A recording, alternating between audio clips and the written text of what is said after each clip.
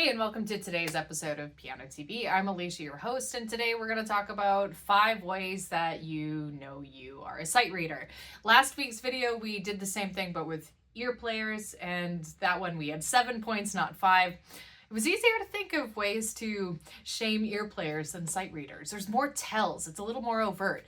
Sight readers, I think, are a little bit more covert ops, but we've got you found out. There are 5 things we'll talk about here. We'll also talk about the reason that these things can be a problem, and we're going to talk about possible solutions, how you might work on improving that aspect of your sight reading if this is a particular problem to you. Before we get started with that, I just wanted to mention I've got a creative live stream slash podcast slash video cast thing going on every other Sunday, but we'll publish them on YouTube. If you want to join us on Twitch for the live sessions, that would be really fun. It's going to be at the Creative Colosseum podcast slash Twitch stream slash etc. with my friend Dave, and we're going to talk about creative stuff and interview creative people and do creative things. So you'll find the link below. Definitely come visit us. Number 1, you can't seem to speed up a piece or get it past a sort of moderato tempo. And the reason that this is a problem is obvious, because some pieces are meant to be played allegro, some pieces are meant to be fast.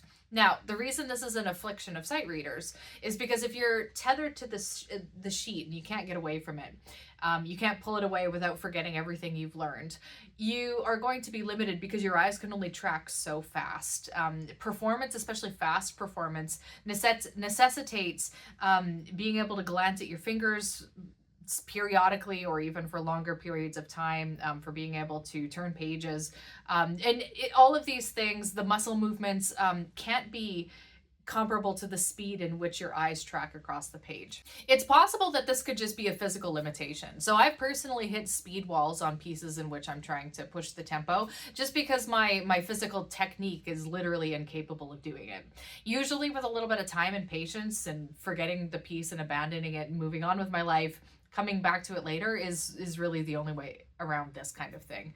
It can be kind of tough to tell if you've hit your actual physical limitation versus your just brushing up against the limitations of your of how fast you can play and read at the same time. If it's an ear or muscle memory boundary that you're brushing up against, you can try a couple things. You can try, number 1, try memorizing really small segments. So for example, 1 to 2 measures of a piece that you're learning.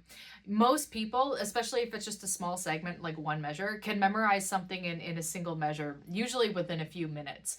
So what you can try to do is you can memorize just that single measure in a few minutes and see if you can play it repetitively and push the speed that way. Oftentimes we're able to push past speed plateaus just by working on really narrow spots, because almost anyone can play anything enough times if it's a small enough segment and get the movement right. Of course it gets harder if you're talking about the larger breadth of a piece, but if you try this with several measures and you're able to memorize slash speed up through this process, let's say 4 measures of your piece, and play it pretty good, those 4 measures, you're probably going to get a pretty accurate picture of if you're hitting a muscle memory plateau and a limit that the sheet music is causing you versus the kind of plateau that is just a technical the technical kind of plateau that you're just going to need to give time to go away. I'm going to hop to the piano and actually just walk you through this really briefly. All right, I've got something on the screen here and music in front of me that I've never seen in my life. So, and I've never tried to count it or play it or do anything like that. But what I'm going to do is show you how it's got a merry metronome marking of 120 beats per minute. So basically being able to go from 1E and being able to go from slow to fast just by memorizing and by working with muscle memory. So I'm starting with this E chord. So I'm just going to bounce back and forth between it. First I'll read 1E and then it's just a matter of basically moving over and over again.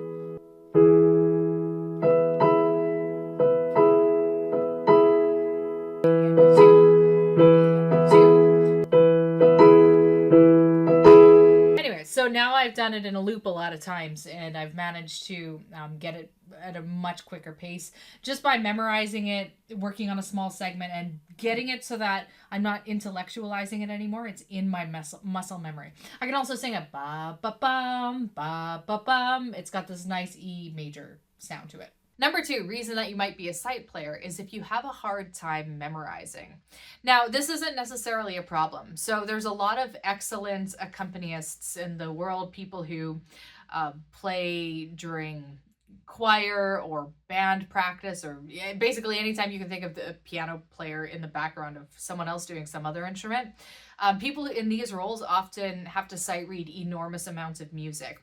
For example, if you're the accompanist for a band, then you're probably every band kid that maybe there's 60 band kids, you're maybe learning like 30 or 40 different pieces.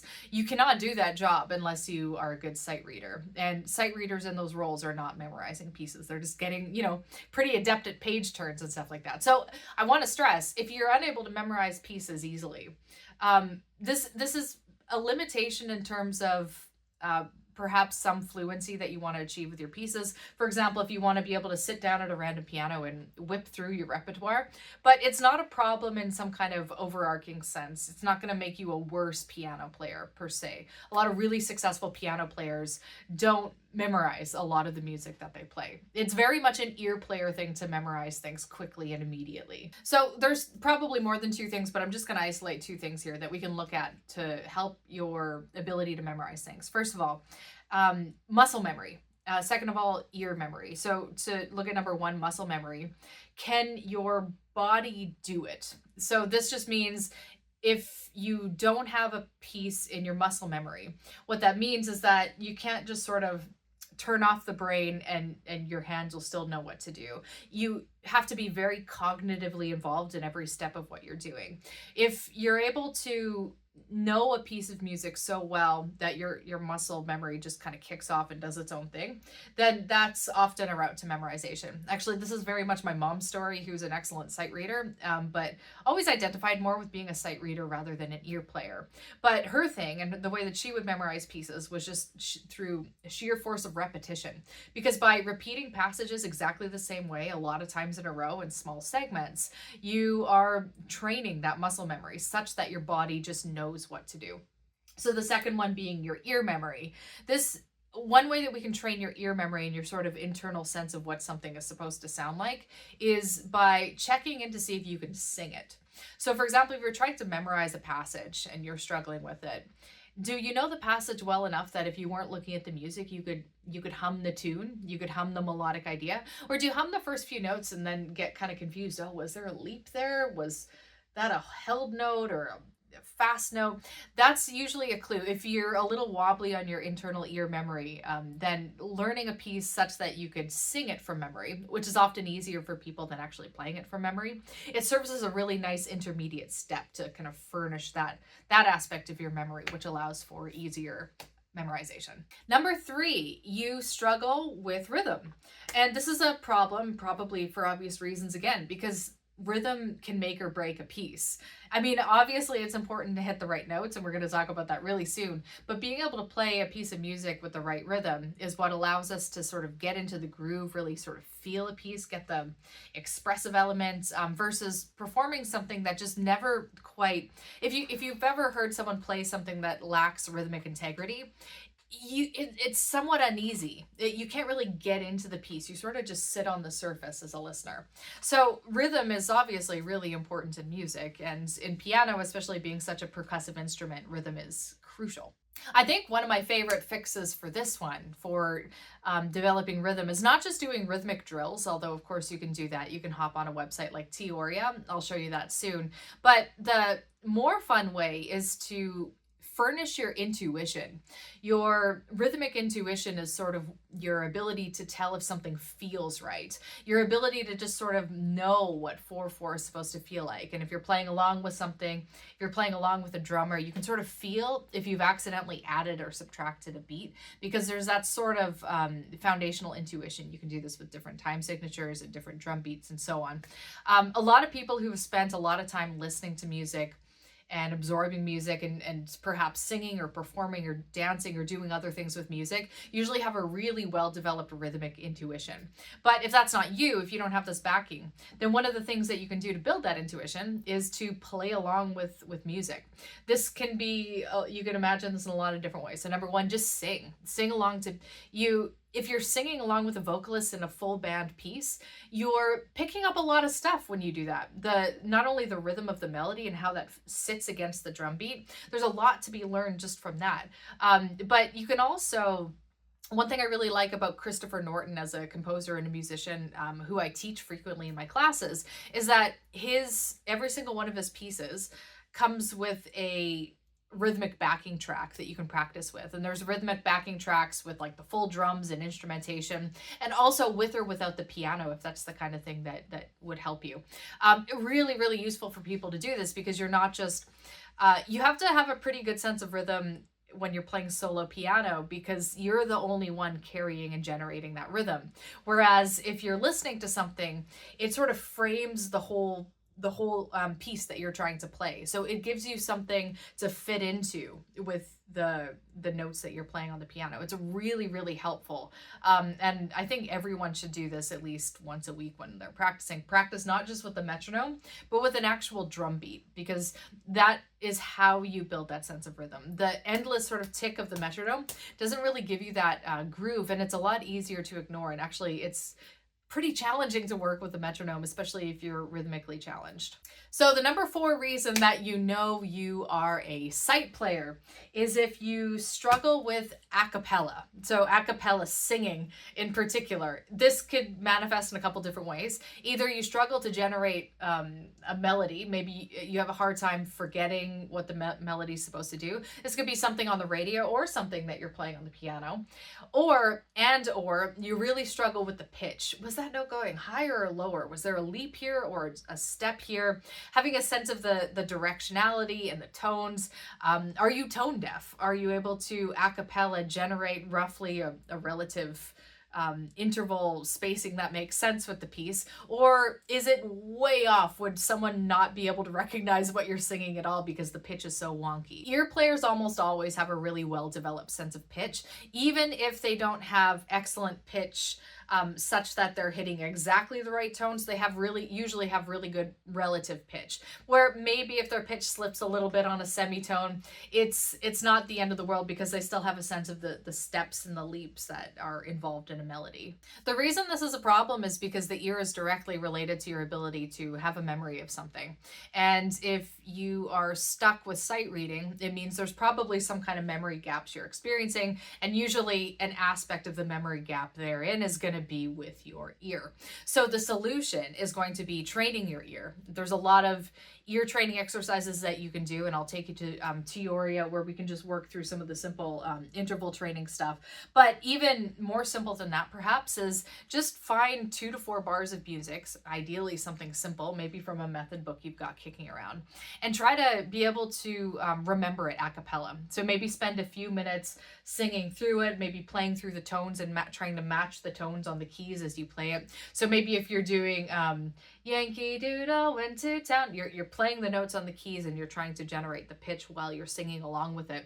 And then after a couple minutes, maybe 2 to 5 minutes, you take away the music, you take away any pressing of the piano keys, and you try to generate the melody verbatim as a sort of daily exercise. I think would be really effective. But I'm going to take you over to Teoria, and I'll show you how you can do some interval practice there. I do this a lot with my students. Teoria is a website I use with my students a lot when I'm teaching my classes, because it's simple, it's easy to use. We can do it on the browser together in class.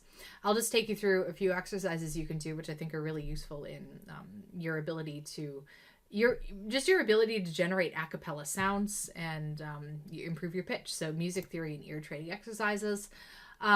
In particular, I think intervals are really useful for this. We can do intervals from random note or selected. You can do either one. There's also, for example, I think these ones are harder, but you can also do interval and sight singing. So for example, interval sight singing, we're just going to massively simplify this. I'm just going to make it so that we only have major thirds, perfect fourths, and perfect fifths, and that's it. Sharps and flats are totally fine. So what this is doing is it's giving me the first tone and it's showing me the second tone. And what I have to do is I have to generate the sound. Okay, so I'm seeing, okay, this is a third. This looks like a major third. And my first tone is da. So I have to hear that tone and then figure out what the third is going to sound like. Bum, bum. And then I can click play interval to see if I'm right. Bum, bum. And then I feel like, okay, I've gotten that right. And then again, you get the first tone. You see the second one. I see, oh, that's a fifth. Bum, bum. But maybe I'm a little shaky on what that first note sounds like. Dum, ba. I'm singing an octave lower. And then I can do it against the interval. And if I want to hear what it sounds like in the pitch I'm doing, bum, bum, that helps a little bit, and so on. So this is a good way to be able to generate sounds, but you can also do ear training from a random note. I'm gonna again just set it's a thirds, fourths, and fifths for convenience. And now what I have to do is I hear an interval and I have to figure out what interval did I just hear. It gives me all the options, but I know I only have thirds, fourths, and fifths. So bum bum, that sounds like a perfect fourth. Ah, good, I got it right. Ba da, that sounds like a major third. And you can practice interval identification like that. Whenever you're doing interval training, always keep it to the smallest amount of variables. For example, you could have notes that go up and down, but if you have thirds, fourths, and fifths, there's 3 different variables, 3 tones you have to hear apart. But if they're going up and down, all of a sudden it's 6 because you're hearing them backwards. So the number of variables doubles. And if you start adding other things, of course, like tritones or I don't know, perfect, major, whatever, you're just going to make it more complex. So start with even just like 2, 3 things and then increase the difficulty from there. Number 5, you hit the wrong notes. And some of you will remember that this is one of the options from the ear playing one that we did last week, the reasons that you might be an ear player. And it's the same problem, but for different reasons. So while ear players can hit wrong notes because they read it once and then never again, so they don't get that like self-correction mechanism, sight readers are much more likely to play a wrong note. Not because, well, they're obviously reading it wrong if they're playing it wrong, but the reason that they can't know to fix it is because they can't hear that it's wrong. And maybe after the first few times they play it, maybe their muscle memory is kicking in a little bit and they're just sort of glancing at the notes instead of reading with detail. And since their ear can't actually hear, ooh, that sounds a little off, that's a funky note, they don't correct it. And that's how wrong notes manifest with people who are very kind of narrowly on the sight reading end of the spectrum. All of the ear training stuff we've already talked about as a solution to this, because the more that you build your ear, the more that you understand the kind of tones and how they interact with each other, the better you develop your sense of pitch, the better you're going to be able to tell if you hit a wrong note and get that little cue. But there's something else that I'll just recommend to you. Every month I host a webinar and it's free, but I also keep all the old webinars up on Teachable, so you can just check out the link below. It's totally free. If you want to have access to any of these previous webinars that I've done, they're an hour long and they're on a variety of topics. And the one I most recently did was about how to learn a piece faster. And a really, really big part about how to learn a piece faster is developing your ear. So we talk pretty extensively about different things you can do to develop the ear in that webinar. So go check that out if this is something you want to deep dive into a little bit more. And as with being an ear player, as we discussed in the previous video, it's not a bad thing to be a sight player. It's not a bad thing to have this skill where you're able to pick up a piece of music and read it fairly accurately, fairly quickly. And maybe you're not memorizing it and maybe you're not playing it really fast, but you can pick something up and read it. And a lot of ear players distinctly hate doing that. That's their downfall. That's the very thing that they wish that they could do. So having this skill of reading is excellent. It'll serve you really well with being a musician. And again, as I've mentioned, there's a lot of people who bank on this skill. There are musicians who tend to be performers, who tend to, tour and do a lot of playing, tend to be memorizers. They have large volumes of repertoire. They tend to have really well-developed ears. But people who are really good at sight reading and can read volumes of music quickly and learn things very fast that way are really, really good at accompanying. So, and I'm terrible at that. So I always have there's this sort of glow about people who are able to do that to me. I find it to be just a really impressive, cool skill. Whether you want to, show up at your church and accompany some of the musicians there, or if you want to help out some of the kids in your community, or join a band or some kind of arrangement of people where you're actually having to read music. Maybe there's a vocalist, maybe you have a kid who sings and you just want to be able to play the piano to whatever Disney tunes they want to learn. It's a hugely awesome skill. So let this not be a shaming of the sight readers so much as a way to think about, okay, here's your kind of natural strengths and weaknesses. If you're a sight reader, and this is your skill, then that probably means there's some other skills that we can help bring up a little bit. And those skills are largely going to be in the tactile muscle memory kind of realm, and I think this is the main one, related to the ear, and in particular, your ability to remember things related to the ear, your ability to memorize. So that will help you become a more balanced musician. In the same way that ear players, with spending more time reading music and developing those skills, they also become more balanced. And that's basically what we're after. We're trying to find your weak areas and balance them out a little bit. So anyway, that's today's video. If you identified with this, hopefully it gave you a few ideas on what you can work on, some exercises you can try. Thanks for watching, and I'll catch you in the next one. Bye, guys.